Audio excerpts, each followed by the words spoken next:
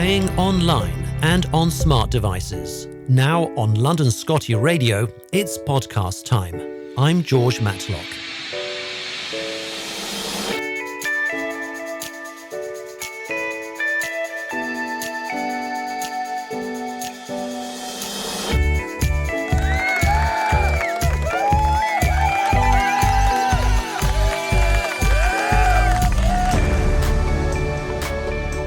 And welcome to Scottie MOT, the health and well-being show from London Scottie Club.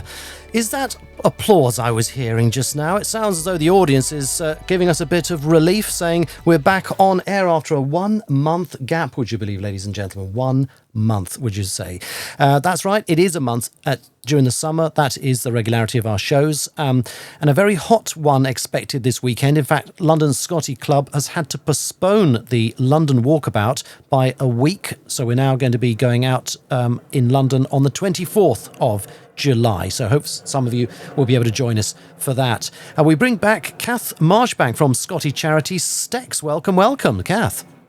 Well, hi, George. Great to have you on the show. How have you been? Oh, very well, thank you. It has been a long time. It's been a long month. It certainly has. And how do you like the new look Scottie MOT? When I say new look, you can't really see it. I mean, it's an audio program, but you know what I mean. Oh, yeah, no, it's all coming together, the new sounds and everything, all sounding good.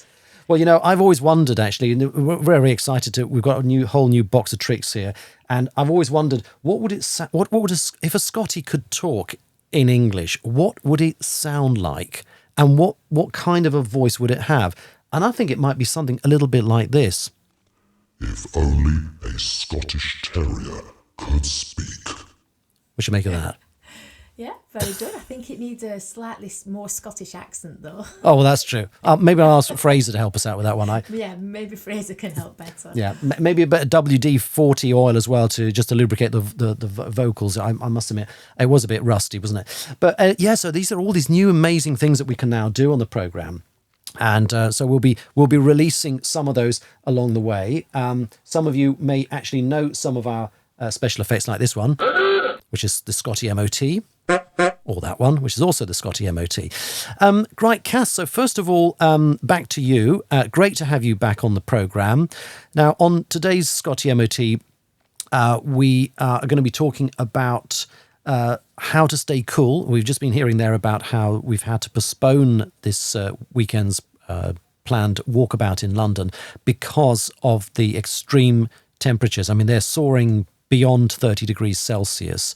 I know that one little sort of, trick that Jackie suggested to us tucked away right at the very end of the previous episode of Scottie MOT back in a month ago, whenever it was, middle of June. She actually said, if you put your hand down on a pavement and if you can't keep your hand on the pavement for 5 seconds, then it's too hot for your Scottie to walk. Would you agree with that?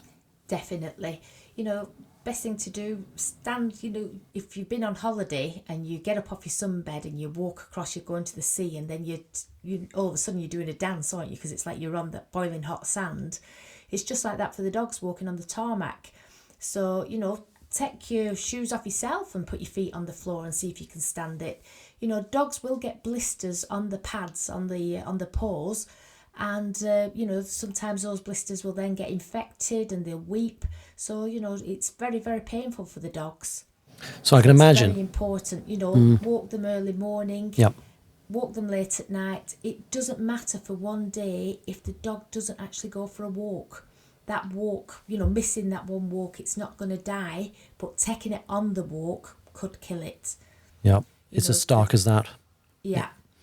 Very, very good advice. I mean, it's hot everywhere throughout the whole UK at the moment, and indeed throughout Europe. And what we've been doing is sort of trying to get the dogs walked really early. So, by my definition, that's 6 a.m. And then in the evening, I usually take them out quite late anyway. So sort of 10 p.m. or 11 p.m. is not unheard of. Of course, by then you've usually got the foxes sneaking around dustbins in suburbia. So unfortunately, my dogs get a bit animated. But we do this because we need to find the coolest part of the day. So it is what it is. And you've got quite a few Scotties, haven't you, where you're living? You've got a few indoors, haven't you? Yeah, I've got 6 of my own dogs, 5 Scotties and 1 non-Scottie. And then there's an extra 2 dogs here at the moment, one on holiday and the other one looking for a new home. So I'm lucky that at my house I've got the grassland. I've got 5 acres of grass, which the grass doesn't get as hot as what the tarmac does. So the dogs can just wander around on the lawns and in the fields. Yeah. And there's lots of big trees where they can shade, lie in the shade. And also the house at different times, I've always got some shade around the house. I'm very, very lucky. But, if you're in the town, more than likely you've got the sun on your house all day long, getting very, very hot. So it's very difficult to keep the dog out of the sunshine. So sometimes you've got to say, no, you're stopping inside. I used to have one Scottie, I'd put the sun loungers out on the lawn and she thought those sun loungers were for her. Marge would sit on those loungers all day long, no matter how hot it was.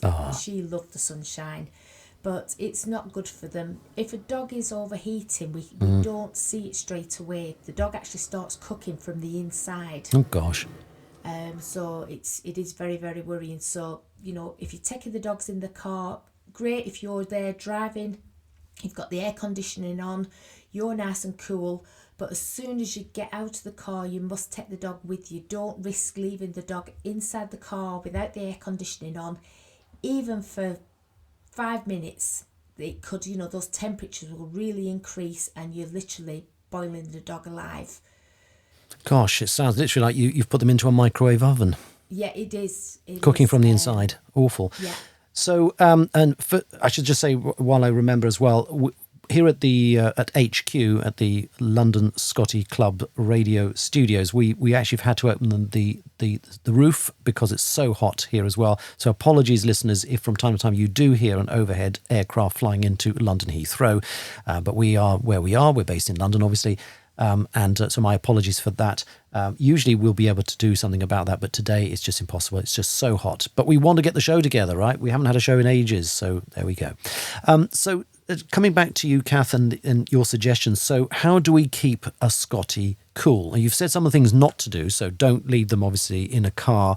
Even in the shade, I would say it's dangerous because just because of the sheer heat anyway. And obviously you need ventilation and windows need to be left open, etc. But you shouldn't really leave a dog in a car for a prolonged period of time anyway, should you? No, because even on a dull day, the cars do heat up. I always say to people, sit in the car yourself and just see how long it takes, before you think, I've got to get out of here.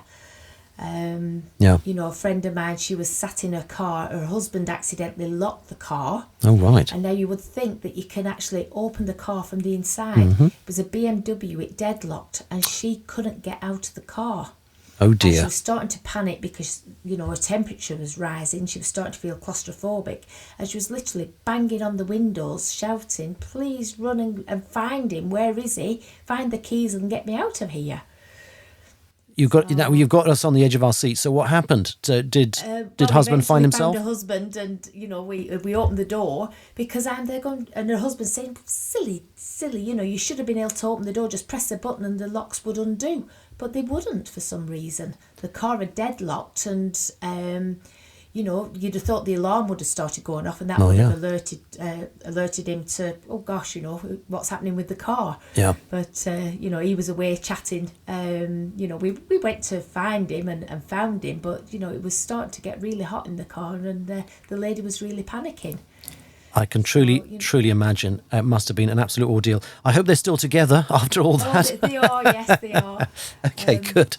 But okay. I did read just a couple of days ago on social media, a couple got married. They had a kennel come and take the dog away from the wedding. The dog was actually a ring bearer at the wedding.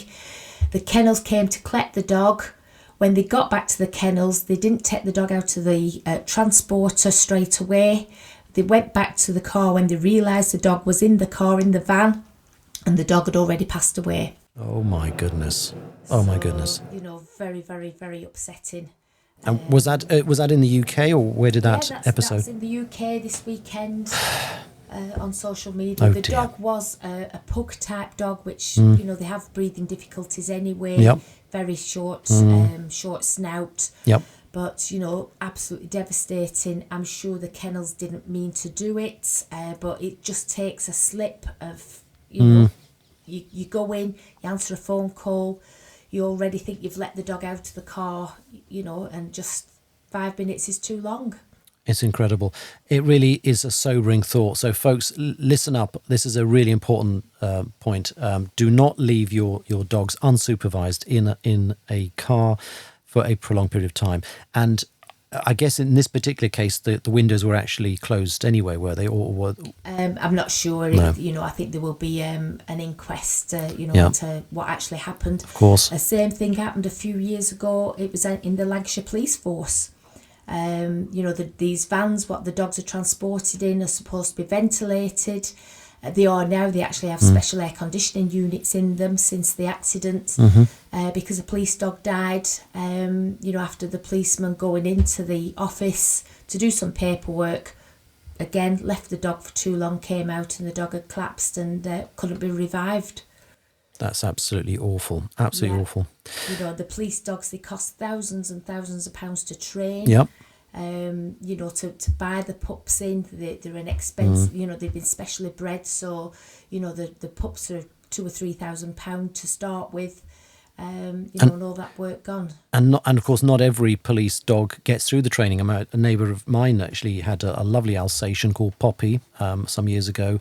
As a rescue because the police had no purpose for the dog when the dog failed the entrance exams. Yeah. So then went to Civvy Street and enjoyed retirement in the glory of very loving folks. So wonderful end to her story.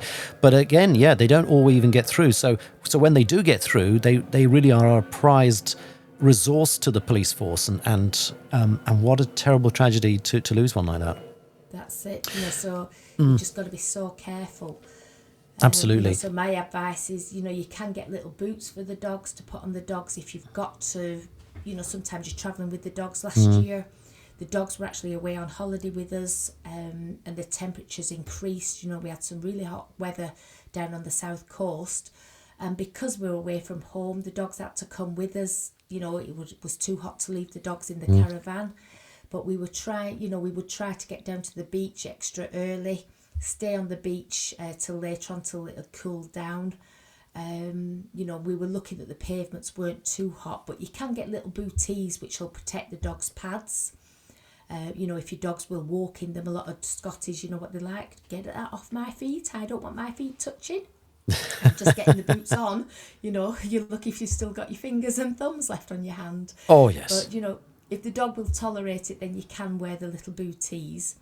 But we had 2 days where it was just too hot, and we just stayed in the shade by the caravan, and just chilled out and read books and drank some lovely wine, and the dogs enjoyed our company in the shade of the awning. So but we had planned trips out, longer walks, but we just couldn't do them. So you've got to change your plans because the dogs are very important.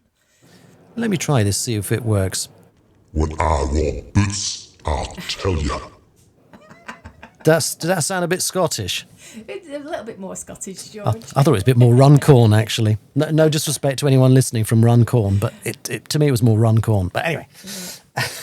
But if you've got your dog and you're showing signs of overheating, so panting, get a towel, put it under the cold tap, take some of the excess water off, and then lie over the dog's back and round the chest, round the front of the dog, round the chest, and that'll cool the dog down a lot quicker. What do you make of these cool gel pads that you can buy? Because my dogs won't step foot on it, actually. Yeah, my Scotties don't like them. I've got a number of them. My mum loved them. We used them for my mum when she was poorly. Oh, right. And they cooled her legs down. They were fantastic. So they do work. Yeah. If your dogs will lie on them. What you've got to be careful of, if you've got a young puppy that chews, the insides of them is toxic. Yeah. Yep. So don't leave a dog unattended on one. If your dogs will lie on them, brilliant. They will cool down. most Scotties will just like to lie directly on if there's a flag floor, a stone floor, they'll like to lie on that really. Yeah. Okay. Fantastic. Well, great advice on how to stay cool. We're going to be back after this commercial break. Me, and together with my friends Emma and Brian, we will be delivering website news from London Scottie Club in audio format. The advantages are that if you are out walking your dog, you can listen to the latest stories from London Scottie Club. This news service is in addition to London Scottie Radio podcasts, which you can listen to from this website or from podcast apps. Comment on how you find this news service. Thank you.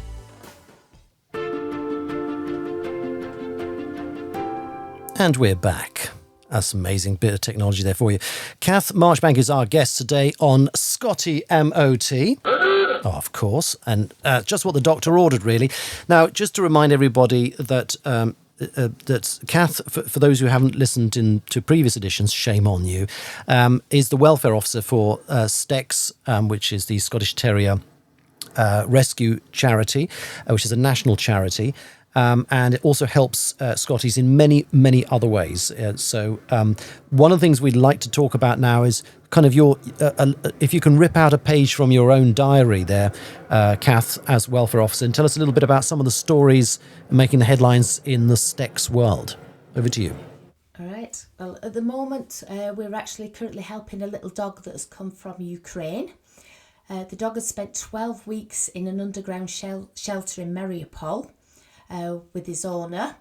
They've managed to get out of Ukraine, across to Poland. They spent quite some time trying to get back through to the UK. There was a lot of hold-ups with paperwork. They came through Germany. The people had gone out to help them get across. Unfortunately, the coach broke down, which was bringing a number of families over, so they had extra time. Eventually got to England, but poor little Hermes has ended up, he needed to go into quarantine. He didn't have a pet passport. So STEX are actually paying for the quarantine. He's going to spend 3 months in the kennels. But once that 3 months is up, he can then live happily with his owner in the down near Sheffield, Chesterfield area. Oh, right. At the moment. Right. So it's really good news. He's already done 3 weeks now in quarantine. So hopefully those weeks are going to pass by quickly and he'll soon be reunited with his owner. Fantastic news. Hermes, what a lovely name, by the way. What a really lovely name for a Scottie. And so the owner, this is a family, or is it one person who's managed to get out of war-torn Ukraine? She's come across with another family member. Right, okay. So I'm still waiting for more information, and hopefully we'll get a full story of the transportation across, what it was like. So we wanted to do a piece for the STEX newsletter. Of course. So we just, we're still waiting for some information. But as soon as I hear anything, I'll let you know. Fantastic, and I'm sure it's going to be a really riveting read in the STEX newsletter. So remind me, is it every half year or every quarter that you have a newsletter at STEX? Twice a year, half a year. It's half yearly, yeah. Okay, well, we'll look out for the next one then. Absolutely, yeah. Oh, well, that's an amazing story. I mean, in that sort of mercy dash of helping, because we hear all the time of how we're trying to help arm the Ukrainians against the Russian aggressors, but we don't hear so much about the stories about people getting out of there. Of course, many of them have gone to neighbouring countries. You mentioned Poland, of course. Many have gone to Romania, Moldova, other places around. But you don't really hear very much about what is the journey that takes them all the way across Europe to the UK, and in this case, with a Scottish Terrier, no less. So absolutely amazing story. So we when can we hope to see that in the newsletter? When's the next one published? The autumn winter newsletter. Right. Okay. Yeah. But also we need to speak to them about actually being underground. At the steelworks. Yeah. Thinking they were going to be there for a few days and ended up being there for 12 weeks. So they were there with the dog under the steelworks, the famous besieged steelworks that were recently occupied by the Russian forces. Right. What an amazing story. And again, you know, when you think about 12 weeks, which is an incredibly long period of time to be somewhere that's pretty foreign. I mean, it's not, you haven't got a garden, the dog can't just run around. Where are you going to get the dog food from? What does the dog eat? I mean, for 12 weeks, you're probably getting rations because obviously there was a network to feed the population. There were civilians down there. There weren't just soldiers. But what about the dogs? I mean, did anyone think about what they might need underground? Crazy. You know, so scary. You know, so we can't wait to speak to Hermes' owner and you know, get some information of just what it was like, you know, with you know, for the dog, how resilient he's been, you know, hearing the bombs going off, missiles, you know, very noisy atmosphere. And of course, dogs feed.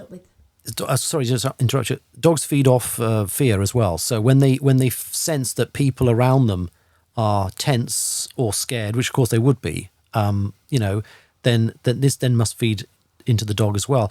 I mean, if you think about, you know, Guy Fawkes Night, we get enough of that in one evening with the bangs and the clappers going off, and it's something that most Scotties do not appreciate.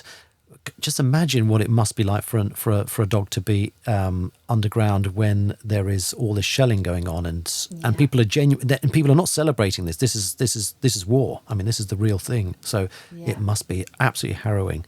I just hope that Hermes, after 3 months of quarantine, you mentioned in quarantine, so 3 months of quarantine to get into the UK, will not be shaken, will not be affected long term by this very, very difficult ordeal.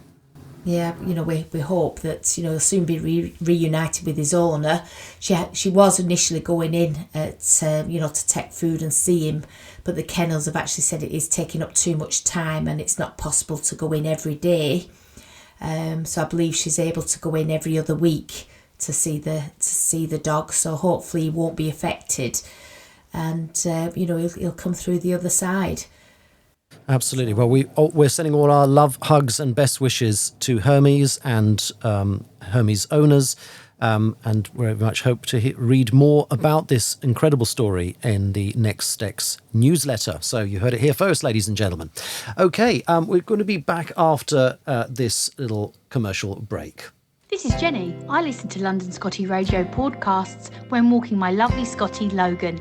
It's the perfect accompaniment to a leisurely dog walk. I'm Elaine. I like to listen to London Scottie podcast while chilling with a glass of wine and preparing dinner. It's Max here. I listen to the podcasts in the bubble bath for fab tips. This is Zelda. I like to do lino cuts of Scotties. That's what I do when I'm listening to the podcast. I listen to them for inspiration. This is Fraser, the London Scottie Club podcast. It's a great way to end the day. Well, thanks very much, gang, for that. A few endorsements there for Scottie MOT and all the other podcasts that we do on this channel, which includes, of course, the Collared series as well. Cath, just before you dash, and we see you in about, I think, 2 months' time on the current scale of things. Just to remind everybody, if you have a question for Scottie MOT, please do visit Scottie.Scott. That's the website. That's Scottie spelt with an IE, of course. Scottie.Scott. It has a radio question form. You just fill that out, attach photos or a short video if you think this might help us with your question about your Scottie, if your Scottie is poorly or that you've got any concerns. And we'll do our very best to answer your question on a future episode of Scottie MOT. You can do it now, in fact, you can write in.